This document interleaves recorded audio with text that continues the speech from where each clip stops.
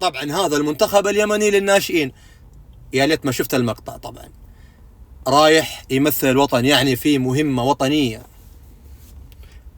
شوف قدام عينك طبعا المشروبات الغازية، سوي نفسك كأنك ما شفتها، اوكي، اتجاوز. وين المدرب ذا؟ يا شيخ هذا مو يقال، هذا يبطل كرة نهائيا. وقفوه مطعم متواضع مع احترام المطعم طبعا وصاحب المطعم. يا جماعة انت لما تودي اللاعب مطعم VIP، مطعم مرتب، فندق مرتب، انت هنا بتحضره نفسيا ومعنويا، يعرف انه هو اصبح يعني اختلف الليفل، زاد المستوى، تعده ذهنيا خلاص.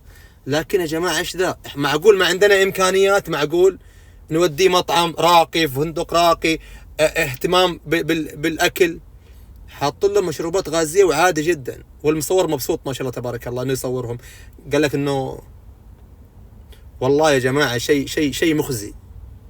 الاتحاد اليمني القائمين، يعني انتم ما عندكم احد يحضر اللاعبين، ما عندكم احد يجدول الموضوع. والله نفسي انتقد، ترى عندي نقد لاذع جدا، بس انا ايش، ما نبغى يعني نجرح في احد، ولكن هذا مع عليه مع احترامي يعني عين يأبأ والله ويفتهم لك الموضوع. والله اللاعبين ما لهم ذنب، والله اني استحي اني اشوف الوضع ذا. لو احنا ما عندنا يا شيخ، مش لو احنا ما عندنا، احنا عندنا امكانيات احسن من اي احد،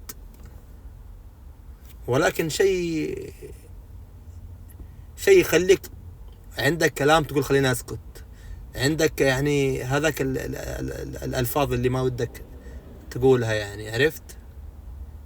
والله مساكين اللاعبين، لا يلعب نقول لاعب منتخب فاشل، والله العظيم معروفين الفاشلين.